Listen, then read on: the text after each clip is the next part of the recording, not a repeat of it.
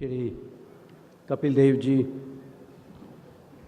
Professor Vishwanath Karad, Mr. Rahul Karad, other dignitaries on the dais, guests, and I see the vibrant Indian youth in large numbers here, and dear friends. After independence, coming on to this topic per se, our concept of development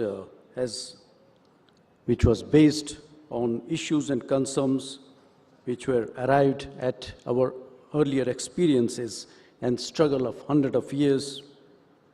The basic tenets of our policy of development right after independence has been aimed at the eradication of poverty, industrialization, and empowering our people through education and technical skills. We wanted to create a social and economic equity. Having come a long way and overcoming many obstacles, this country is now being counted amongst the top, they say, G20 nations of the world. The buying power of our middle class has increased. People have access to goods, and one can get the feeling of India being a fast developing nation with economic and military power. Our achievements in the area of space and agriculture are impressive. Though this is true that we are a fast-track developing economy, sadly, this reflects only one part of the story. Our development has been generally based on, I must confess, on borrowed technology. We are also adopting various economic and development models from other countries. We still face serious economic divide, caste divide, and gender divide in our society. There has been a continuous decline in public services and increasing disparity in the distribution of wealth, and a substantial proportion of the population has not received the benefits of new initiatives.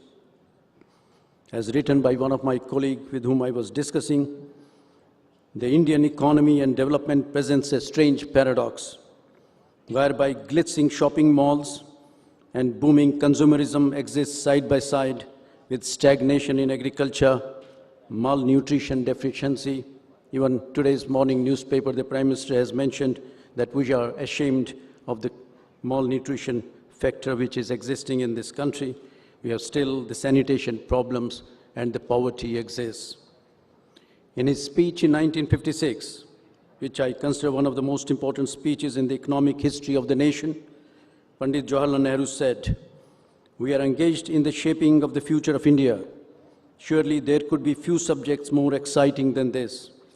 It is therefore with a sense of burden of history upon me and upon the House that I face this problem. It is also with a great sense of humility, because however great and however competent we may consider ourselves, we are small in relation to the mighty theme of building up our country and taking millions of people forward. During the last 60 years, many sections of the society have moved forward, yet millions still need hand-holding.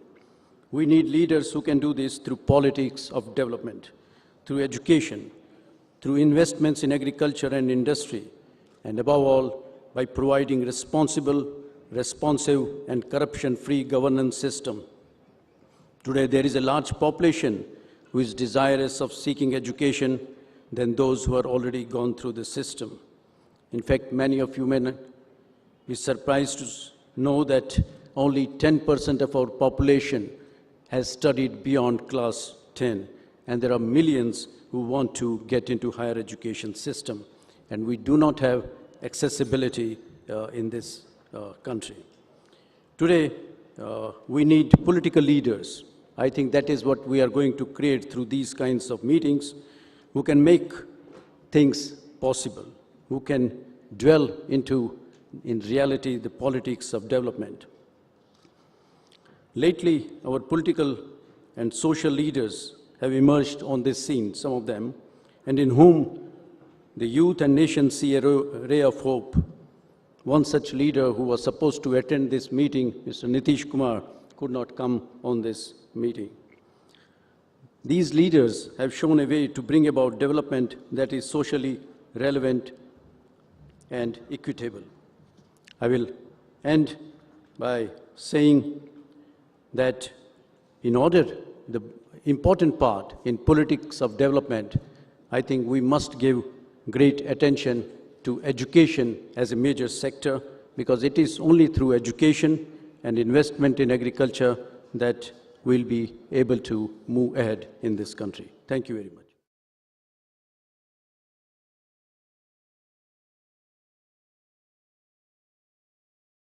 For every rupee spent on development, only 17 paise reaches the intended target. Now, we've been hearing these words of Rajiv Gandhi again and again and again. But the question in our minds is, when will we see this change? When will those 17 paise become 70 paise? Honorable guests, eminent personalities, and all my dear friends out there, good morning to all of you. Going to the topic, politics of development.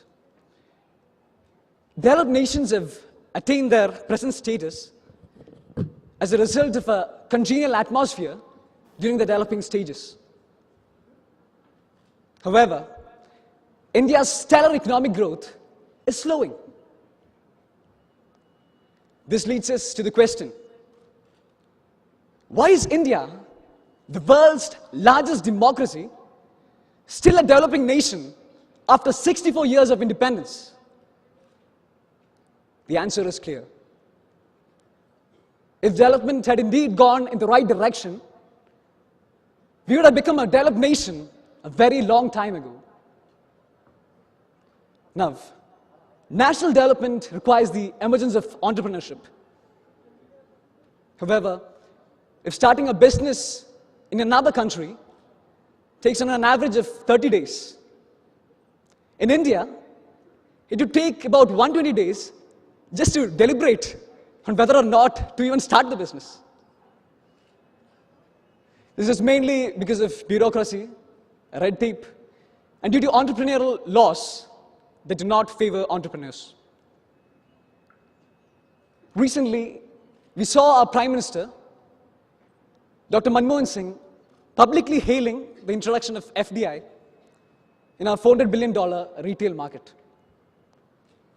It was supposed to be a well-considered move to improve remuneration to farmers and to bring consumers better quality goods at lower prices. But this bill was vehemently opposed, perhaps due to politics by local Indian vendors to ward off competition.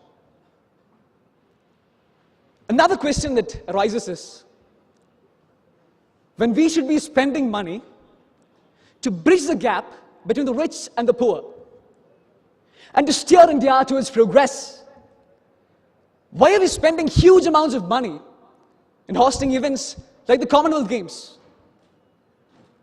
We have a very successful Indian F1 Grand Prix, but a number of our villages don't even have proper roads. We build artificial lakes, rivers, and dams, but we still suffer from water scarcity. Yes, my dear friends, we need young leaders with an impeccable character.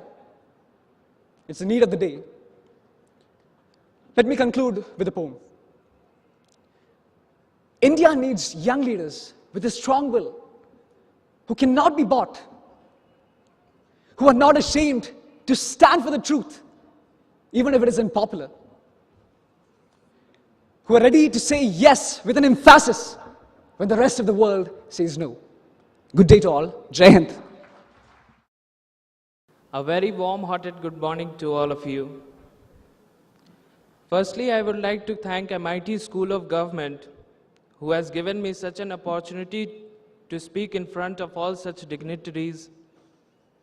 It is really a big platform for me. And first time in my life I am saying in front of so many people. I am speaking here on politics of development. Firstly, I would like to quote some sentences of our former President of India, Dr. APJ Abdul Kalam. He said, everybody is talking about developmental politics. Developmental politics is political politics plus developmental politics. In political politics, there's a fight for assembly seat, a peaceful fight among the parties, while in developmental politics, it is about making India a developed nation. Now, when we think of or even talk about politics of development, the crux of the thought, discussion or argument promoting development, the country remains a question in mind. Will India be a superpower in 2020? But with the present situation and alive facts before us, it is hard to believe India succeeding in its aforesaid identity with so many issues and problems fettering the steps of development. Now, India needs to change a lot in terms of its developmental policies, plans, and have to deal with the national issues like poverty, unemployment, corruption. Unless these issues are not resolved, imagining India becoming a superpower is a mere waste of time. On the contrary, if we look on the other side of the coin, we can indeed say, yes, why not? India can surely be a developed nation. Now tell me, which country does not have issues? But taking that issues as a challenge and fulfilling it, see, success without crossing hurdles is no success. Success without crossing hurdles is no success. If becoming a superpower is not easy, then it's not tough either. In this task, we need a right kind of leader and solemn commitment in every part of the countrymen. A garland is made with many flowers and a common thread. Similarly, responsibilities are also, it does not lie with only the leaders of our country or with those who has been appointed or elected for any particular job. It lies with each and every individual of this country.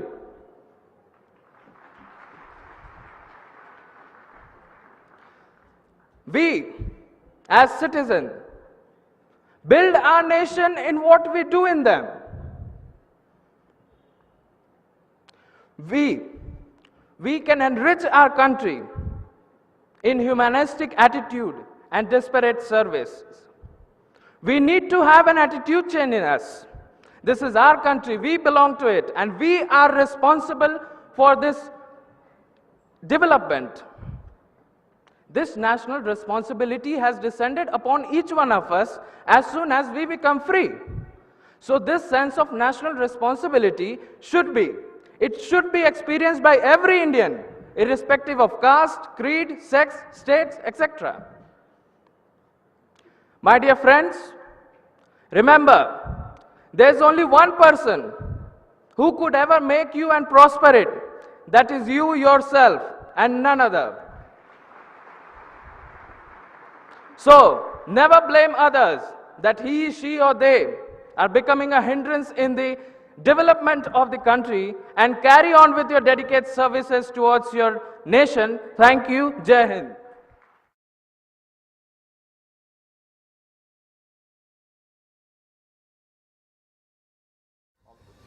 Namaskar. Good morning to everybody. सबसे पहले मैं मुबारकबाद देता हूं कदार साहब उनके पूरे फैमिली को या उनकी ऑर्गेनाइजेशन को कि इस तरह की सोच रखी। और सबसे बड़ी चीज होती है एक सोच रखना, अपने आप में एक सोच होती है, उसी से सब कुछ बदलता है।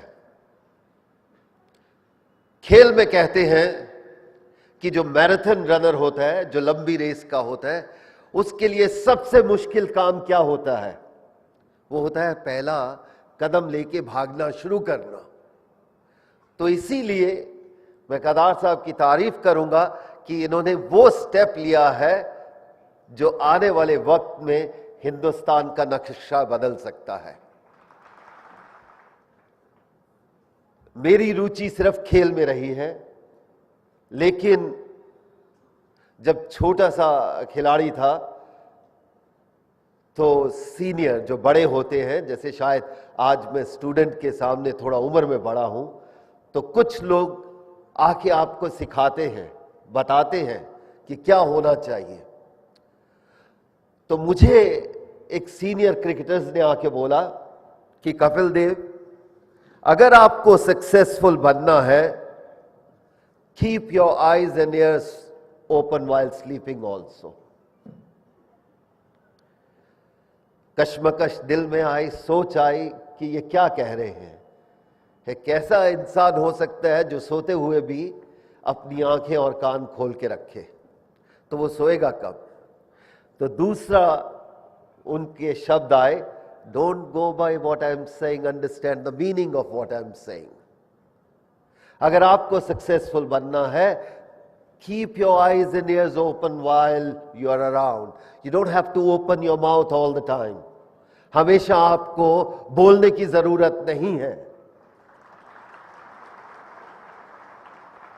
तो शायद 15 साल पहले मैं क्रिकेट खेलते हुए कभी बोला ही नहीं, मुझे जरूरत भी नहीं पड़ी, क्योंकि काम में बिजी था। हर इंसान को अपना अपना काम करना है। लेकिन आज हिंदुस्तान को, हमारे इंडिया को जरूरत है सोचने की भी और बोलने की भी। ना तो मैं क्रिटिकल हूं, ना ही मैं इस तरफ जाने की मेरी कोई इच्छा है। कल का मालूम नहीं, आज ऐसा सोचता हूं ऐसा ही कि मुझे जरूरत ना पड़े, क्योंकि जो हमारी यंग जनरेशन है वो बहुत काबिल है, लेकिन कुछ कमियां भी हैं। हर एक इंसान में बहुत सी अच्छे पॉइंट होते हैं और बहुत से ऐसे पॉइंट होते हैं जो उनको नीचे लेके आता है। हिंदुस्तान जिस तरफ घूम रहा है या चल रहा है, बहुत तेजी से चल रहा है, लेकिन मुझे सिर्फ एक ही डर है, जब आदमी बहुत तेजी से चल रहा होता है, कहीं ठोकर खा के गिर ना जाए। हिंदुस्तान को आज नौजवान बच्चों की जरूरत है, जिनमें सोच है, हिम्मत है आगे बढ़ने की और सही रास्ता पकड़ने की। शायद हम नहीं कहते कि हम या हमारे बुजुर्ग सब अच्छा काम करके गए हैं, कहीं ना कहीं बहुत सी गलतियां की हैं। इसीलिए हिंदुस्तान जब एक सोने की चिड़िया थी, वो आज खोखली बन गई। कुछ ना कुछ तो कमियां थी। जो हमारे सीनियर थे, हमारे माता पिता थे, या हमारे सीनियर पॉलिटिशियन थे, उन्होंने ऐसा मौका दिया कि हम हिंदुस्तान जो एक समय सबसे महान देश था, हम लोगों को अंदर आने दिया और अपने आप को खोखला बना दिया। दूसरा मुझे अच्छी बात लगती है कि हिंदुस्तान ने तरक्की की है तो वो एजुकेशन में की है। एजुकेशन जो स्ट्रेंथ है किसी कंट्री की भी, आज अगर हम दुनिया में दावा कर सकते हैं तो हम अपनी एजुकेशन के ऊपर कर सकते हैं। लेकिन सिर्फ एजुकेशन पढ़ना या अच्छे मार्क्स लेना ही सब कुछ नहीं है। मैं नहीं मानता कि 99% से आपका सब कुछ हो जाता है, लेकिन उसके साथ आपके पास एथिक्स नहीं है, सोच नहीं है, तो वो नंबर किसी काबिल नहीं, वो किसी जरूरत के नहीं। मैं कुछ उदाहरण ऐसे दूंगा जो मुझे लगता है कि मेरी जिंदगी बदल दी। मैं रिसेंटली अपने डॉटर के स्कूल में गया तो उनके टीचर बोल रहे थे कि बहुत अच्छे हैं, अच्छे मार्क्स आएंगे। तो मुझे एक ही चीज चाहिए थी, मुझे अच्छे मार्क्स नहीं चाहिए, अपनी डॉटर से नहीं चाहिए, मुझे अच्छे एथिक्स चाहिए, मुझे अच्छी सोच चाहिए। इससे अच्छे मार्क्स से क्या बनेगा? सो इसलिए कई बार हमें अपने आप को जागृत करना होता है। आप सबको अपने आप को जागृत करना है कि मार्क्स लेने का मकसद क्या है। सिर्फ पढ़ना या पढ़ना या पढ़ना नहीं है। क्या हम उस पढ़ाई को अच्छी जगह, अच्छी तरफ लेके जा सकते हैं? जरूर लेके जा सकते हैं, और उसके लिए आपको अच्छी डायरेक्शन चाहिए। इतना खूबसूरत लगा कि इस पूरे दृश्य को देखते हुए कि यहां पर तमाम हिंदुस्तान के नौजवान, वो लड़के, वो लड़कियां आए हैं जो हमारा देश कल संभालेंगे। क्या आप ऐसा सोचते हो ये ज्यादा इंपॉर्टेंट है? क्या हम सोचते हैं वो इतना इंपॉर्टेंट नहीं है? क्या आप संभाल सकते हो हमारे हिंदुस्तान को? क्या संभाल सकते हो? इसी में सबसे ज्यादा ताकत है। हम किसी और के ऊपर नहीं छोड़ते, हम अपने ऊपर लेते हैं। क्या हम कर सकते हैं? हमारे में क्षमता है, हमारे में ताकत है, हमारे में हिम्मत है, रिसोर्सेज है। और क्या चाहिए? एक अच्छी डायरेक्शन चाहिए। और डायरेक्शन इस तरह का जब माहौल बनता है तो शायद अच्छे अच्छे लोग आकर बोलते हैं तो उनसे कुछ ना कुछ सीखने को मिलता है। बड़ा अच्छा यंग लड़के ने बोला तो मुझे भी सीखने को मिला। और जब तक हमारे इन पॉलिटिशियन के पास सोच है कि वो अभी तक भी सीख सकते हैं तो हम खराब नहीं हो सकते। और पॉलिटिशियन सोचता है कि मैं पॉलिटिशियन बन गया हूं, मैं सबको बता सकता हूं। ये नहीं सोचता कि मैं क्या और सीख सकता हूं। आज हिंदुस्तान को उस लोगों की जरूरत है जो अपना बलिदान देकर इस देश से करप्शन को दूर किया जाए। आप तमाम लोग बात करते हो कि हम नंबर 1 कंट्री बनना चाहते हैं, बड़ी आगे जाना चाहते हो। मैं तो यही कहता हूं, क्या हम 3 वक्त का खाना हर इंसान को अपने देश में दे सकते हैं? क्या हमारे में वो हिम्मत है? जी है, हमारे में हिम्मत। पर जिनके पास वो ताकत है उनमें वो हिम्मत नहीं है 3 वक्त खाना देने की। उनमें बड़ी बड़ी बातें करने की ताकत है। बहुत बड़ी बड़ी बातें करेंगे, हम ये कर देंगे, वो कर सकते हैं, लेकिन जब करने का वक्त आता है वोटों के बाद उनको कुछ याद नहीं रहता।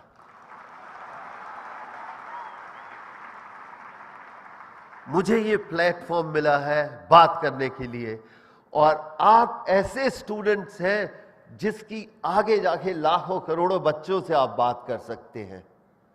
मेरा एम एक ही है कि हर यूथ को वोट देने की हिम्मत रखनी चाहिए।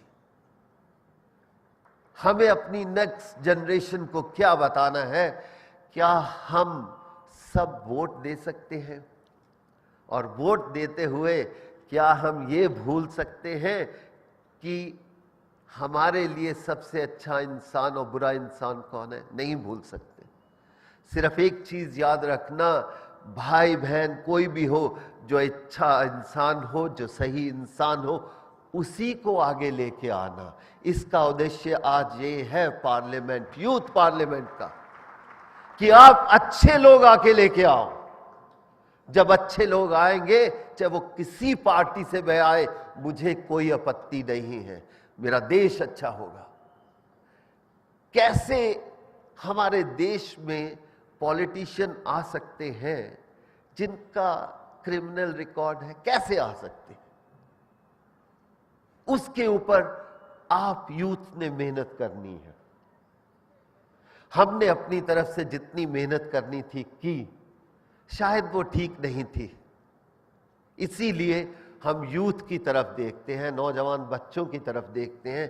क्या जो हमने गलतियां की हैं, क्या वो उनको सुधार सकते हैं? मुझे लगता है आज हिंदुस्तान को इस यूथ की बहुत जरूरत है, और यूथ को आगे आना ही होगा। मुझे सिर्फ एक ही पैशन था, वो पैशन था खेलने का। और जब मैं खेला करता था मुझे और जिंदगी में कोई चीज नजर नहीं आती थी। ये नहीं कि मैंने हर बार विकेटें ली, ये नहीं कि हर बार मैंने 100 बनाए, मैंने बहुत से 0 बनाए होंगे और बहुत सी कैचेस भी ड्रॉप किए होंगे और बहुत सी विकेटें नहीं भी ली होंगी, ऐसा है। लेकिन जिस काम को आप करते हो अगर आप पैशनेट नहीं हो सकते तो जिंदगी में आप सफल नहीं हो सकते। सफलता का एकमात्र उदाहरण है कि पैशनेट होना, किसी काम को भी करना। अगर आज मैं इधर आया हूं, मैं इतना पैशनेट था कि सारी रात सो भी नहीं पाया कि मैं किन बच्चों से बात करने जा रहा हूं। और कदार साहब बोल रहे थे कि हिंदुस्तान के वो नौजवान बच्चे हैं जिन्होंने कल हिंदुस्तान को संभालना है। मुझे आप पे फेद है, मुझे आप पे कॉन्फिडेंस है। इतना ही कहूंगा जैसे उस यंग बच्चे ने बोला, क्या आपको अपने ऊपर कॉन्फिडेंस है? Can you believe yourself? Yes, we can change our country and make more strong our country. Only one way is your way, and that is the belief in yourself. We can change our country for the betterment, to live better in our country. People should feel proud to be Indian, and you should feel proud to be Indian. Can you? आज जब हम बाहर जाते हैं तो बड़े गौरव से हमारा सीना चौड़ा होता है, बड़ा होता है कि लोग आज हिंदुस्तान की तारीफ करते हैं कि हिंदुस्तान की ग्रोथ बहुत अच्छी है। हमें भी अच्छा लगता है। एक वक्त वो था जहां पर हम बाहर जाते थे तो कोई अंदर भी नहीं दुकान में अपने आने देता था। वो वक्त था। ये नहीं कि इन पॉलिटिशियन ने हमारा अच्छा काम नहीं किया, लेकिन जिस रफ्तार से करना चाहिए था उस रफ्तार से नहीं हुआ। ये पॉलिटिशियन तारीफ के काबिल भी हैं कि आज हमारा हिंदुस्तान एक अच्छे नाम, अच्छे देशों में से गिना जाता है। इसलिए अपनी अच्छाई को आगे लेके जाना, कभी भूलना नहीं कि हम उस देश के वासी हैं जहां पर इज्जत मान होता है, अभी भी करते हैं हम बुजुर्गों का, बड़ों का। आपको भी करना होगा, लेकिन अपनी सोच को खत्म नहीं करना।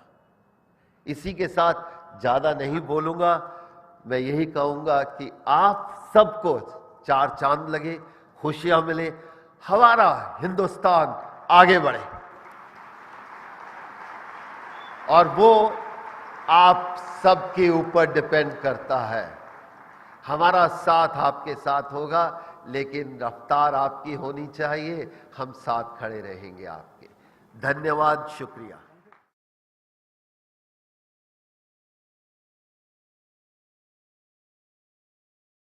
भारतीय छात्र संसद आने वाली भारत की युवा पीढ़ी को किस प्रकार नेतृत्व प्रदान कर सकती है और भारत की सक्रिय भूमिका राजनीति में किस प्रकार हम अपनी अहम भूमिका निभा सकते हैं? कृपया अपने विचार प्रकट कीजिए। Thank you sir. जो आप कह रही हैं वही सबसे ज्यादा है कि हम क्या कर सकते हैं। Never compromise when you grow. जो आज आप अपने पास थॉट रखती हैं वही थॉट आज से 20 साल के बाद भी होने चाहिए, चाहे आप किसी भी पोस्ट पे पहुंच जाए। क्या आप ऐसा रख सकती हैं? Yes sir, I can. अगर वो आप रख सकती हैं तो उससे बेहतर कुछ नहीं होगा। ये आज का उद्देश्य है। ये नहीं कि जब आपको पोस्ट मिलती है तो कंप्रोमाइज आ जाता है, तो वहां पर प्रॉब्लम आती है। हार्दिक स्वागत आमच्या महाराष्ट्राच्या पुण्यात।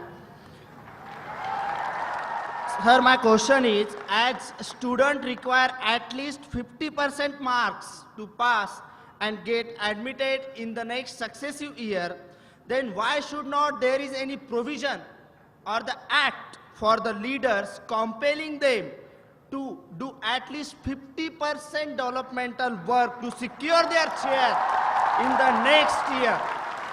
Thank you, sir. मेरी तरफ तो सबको होना चाहिए भाई। ये आपका मैसेज पॉलिटिशियन तक पहुंचा दूंगा मैं बहुत अच्छी तरह।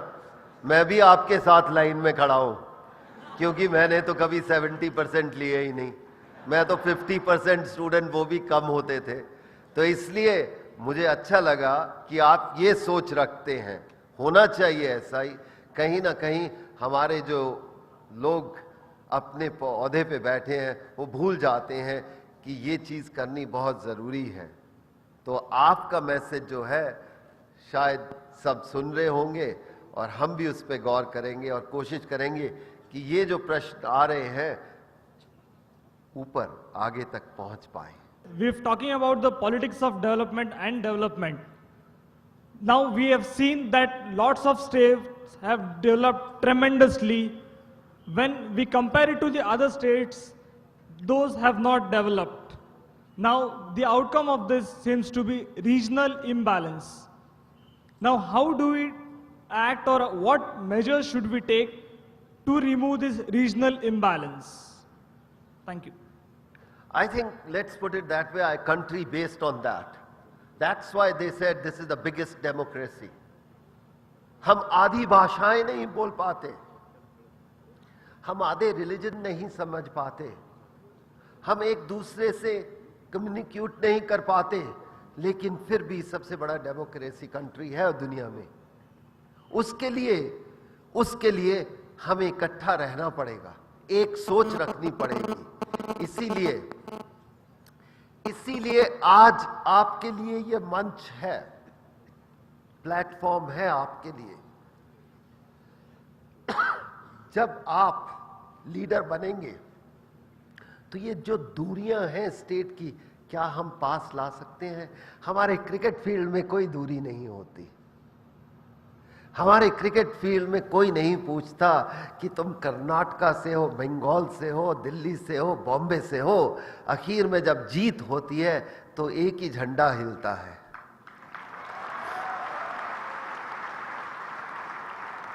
कुछ लोग अपने बेनिफिट के लिए ये दूरियां बढ़ाते हैं। क्या हम उन लोगों को बाहर फेंक सकते हैं? क्या हम उन लोगों को दूर कर सकते हैं अपने आप से? वो ज्यादा इंपॉर्टेंट है, और उसके लिए शायद हमारे बुजुर्गों ने अच्छा काम नहीं किया। क्या आप कर सकते हो? आपके ऊपर रिस्पॉन्सिबिलिटी है, आप सबके ऊपर रिस्पॉन्सिबिलिटी है कि हाँ, ये दूरियां बढ़ाई गई हैं एक स्टेट से दूसरे स्टेट। एक स्टेट दूसरे स्टेट को पानी देने के लिए तैयार नहीं, एक स्टेट दूसरे स्टेट को बिजली देने के लिए तैयार नहीं। क्या वो हमारे भाई नहीं है?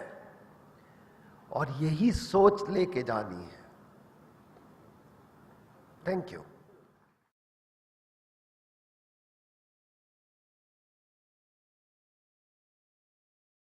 Good morning, Guruji.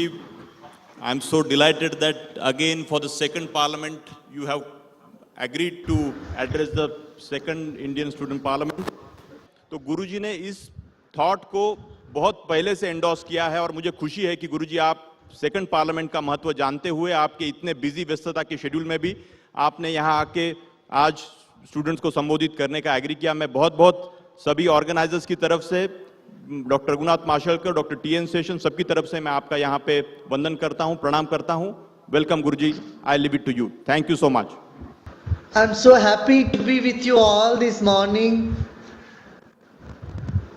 I am sure you are on a high note with Kapil Dev ji, putting you on the sportive spirit. Youth have to take this challenge in front of you with a sportive spirit. And Kapil Dev ji has already put you on that, and Karat family, Mr. Vishwanath Karat ji and Rahul Karat also has taken this mission of bringing you all together. I congratulate them. Now we need to look into the three big challenges of our country. One is corruption, second is communalization, and criminalization. ये तीन चीज जो है देश को खाई जा रही है, और ये देश आपका है, आप इसको अभी से अपने हाथ में ले लेना, संभाल लेना। इस देश को खराब नहीं हो देना, ताकि वो आपके पास पहुंचते पहुंचते ऐसा लग जाएगा कुछ हाथ में है ही नहीं। तो इतना ज्यादा करप्शन बढ़ गया है, और करप्शन वहीं से शुरू होता है जहां अपनापन खत्म होता है, सेंस ऑफ बिलोंगिंगनेस जहां खत्म होती है, वहां से भ्रष्टाचार शुरू होता है।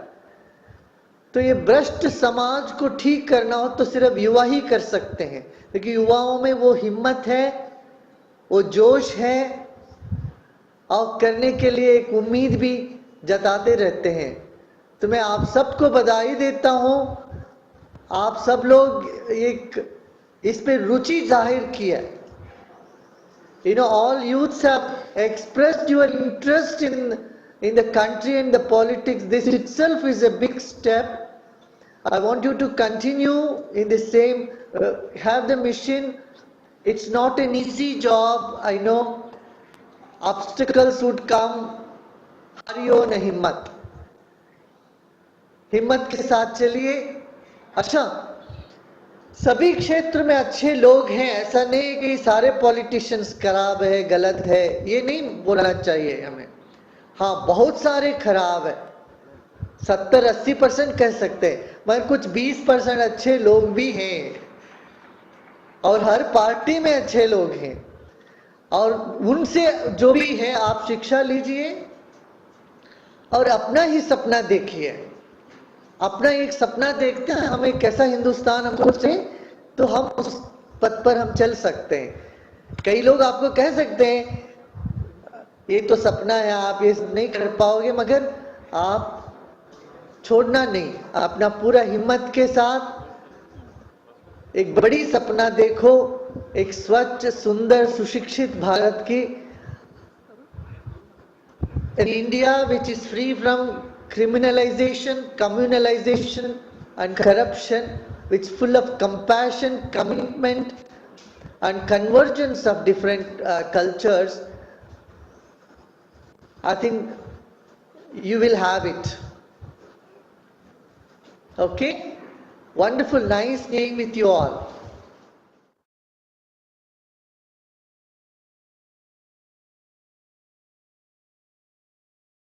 गुरुजी, आपसे क्वेश्चन ये है कि आपको ग्रेटेस्ट फिलोसफर बताया गया है वर्ल्ड का। मैंने देखा था आप टीम अन्ना के साथ भी मंच पर थे। बाद में जब अन्ना बाबा रामदेव का आंदोलन हुआ तो सबसे पहले अनशन तोड़वाने भी आप गए थे। उसके बाद में भी आपने एक कैंपेन शुरू करने के लिए बोला था। सर, क्या ये सब एक फिलॉसफी है या ये प्रैक्टिकल है? तो फिलॉसफी को प्रैक्टिकल बनाना यही हमारा काम है। नहीं सर, अभी तक फिलॉसफी तो लगता है कि आसमान में है, उस जमीन पे लेके आना। फिलॉसफी ये है कि सब हमारे अपने, एक अपनापन, आत्मीयता को पैदा करनी है, एक भ्रष्टाचार मुक्त समाज देखना है, और उसको प्रैक्टिकल बनाना तो हमारा काम है। नहीं सर, मैंने आपके एक इंटरव्यू में देखा था कि आप बोल रहे थे कि हम आंदोलन शुरू करेंगे। सर, इस देश का युवा, और सर मैं राजस्थान विश्वविद्यालय का एक छात्र नेता होने के नाते ये बोल रहा हूँ कि हम सब आपका वेट कर रहे हैं। We are waiting for you. I am with you, we will start. I am with you. We have started, in fact. We have started, join, let's all join hands, and we will create a wave in the country free from corruption. Yeah? Go to the next question. Many youth, I need many youths like you. We will all together do it. Yeah. हम students को क्या ऐसे steps लेने चाहिए अपने life में जो हम सारे समाज के जो चैलेंजेस है हमारे, या हमारे फैमिली के हैं, या हमारे खुद के हैं और ऑन कॉन्शियस के हैं, तो हम जैसे हमारे अंदर एक पेक्यूलियर चीज़ है कि वी हैव फायर, तो ऐसे क्या मेजर स्टेप्स होने चाहिए कि हम ये फायर को एक पॉजिटिव वे में एक चैनलाइज कर सके और उसे नेगेटिव ना बनने दे लाइफ में? देखिए, लाइफ में कुछ पॉजिटिव कुछ नेगेटिव ये सब आते रहते हैं, मगर पॉजिटिव को पकड़ के आगे चलते रहना। हाँ, समझ में आई ना बात, कि ऐसा नहीं सोचना चाहिए कभी नेगेटिव आएगा ही नहीं। नेगेटिव कमेंट्स आएंगे, कभी उत्साह कम होगा, कभी बढ़ेगा, मगर एक कमिटमेंट के साथ, एक निष्ठा के साथ बढ़ते रहेंगे तो काम बिल्कुल हो जाएगा। जैसे कि हम यहाँ पर 6 से 7 हज़ार यंग स्टूडेंट्स बैठे हैं, तो उनके लिए मैं चाहता हूँ कि आप ये मैसेज दें कि पॉलिटिक्स ऑफ डेवलपमेंट के लिए चाहिए ग्रास रूट लीडर। वो ग्रास रूट लीडर बनने के लिए हमें क्या क्वालिटीज़ होनी चाहिए, और आप किस क्वालिटी को सबसे ज़्यादा वेटेज देना चाहेंगे, please sir. That is very good. आपने ये बात कही ना, आप 7,000 लोग हैं यहाँ, जाने के जाते वक्त आप संकल्प लो, को एक व्यक्ति 1,000 को लीड करोगे। और लीड कैसे करोगे? सामने से नहीं, पीछे से सबको आगे करके लीड करना जो है, ये शानदार लीडिंग होती है। या हम आगे रहेंगे, फिर दूसरों हम आगे चलते रहेंगे, पीछे मोड़ के देखें तो कोई नहीं होगा फिर। तो हमें क्या करना है, सबको आगे बढ़ाने का ये विनम्रता है। लीडर में वो विनम्रता हो, प्यार हो और दर्द हो, देश के लिए दर्द हो, तो बिल्कुल कामयाब हो जाओगे। तो मैं ये कहूंगा, 7,000 लोग, एक जन 1,000 का संकल्प करिए। अगले साल राहुल को 70,000 लोगों के लिए पंडाल बनाना पड़े। Thank you sir. Rahul Karad को 70,000 लोगों को बिठाने का अरेंज करना पड़ जाएगा। 1,000 का आप लीड करिएगा। So there's a lot of public anger with respect to the issues and problems that plague our nation. What is your take on the view that this anger is the only way to move forward or effect change? Thank you. Public anger is essential, but it needs to be controlled, streamlined. You know, the horse has to run fast, but the rein should be in somebody's hand, so it doesn't go haywire. Otherwise, anger can cause lot of destruction. But if it is streamlined, the same public anger can be very constructive and uplifting too. Yeah. Thank you, sir. We talk about development politics, but why there is a developmental divide between rest of India and Northeast India? Why there is a development divide between the rural India and urban India? Why there is a developmental divide between languages? Yeah, so that's it. I'm so glad you had this question. If every youth gets this question, there'll be justice to all parts of India. It's the politicians who have created these differences and favoritisms. But if youth like you see the whole India and take this stand, I am the citizen of Republic of India, not the northeast or south or west or east, then there is progress. I am so glad that youth like you should come up with this same question, this same attitude. There will be definitely a bright future for our country.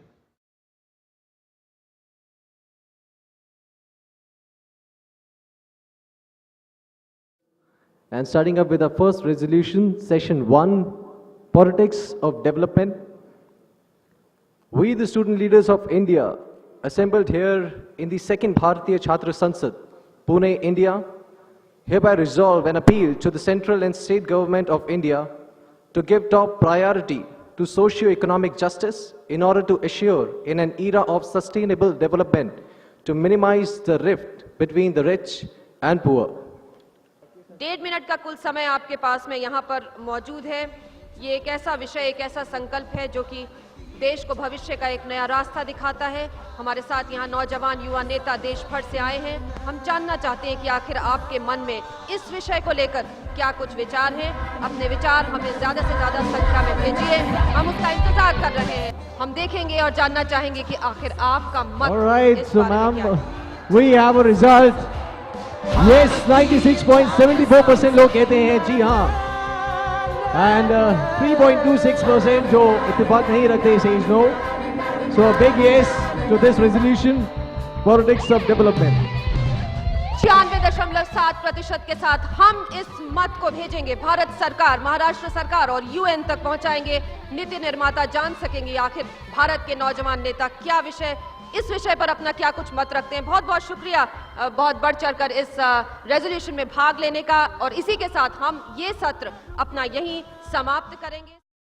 भारतीय छात्र संसद।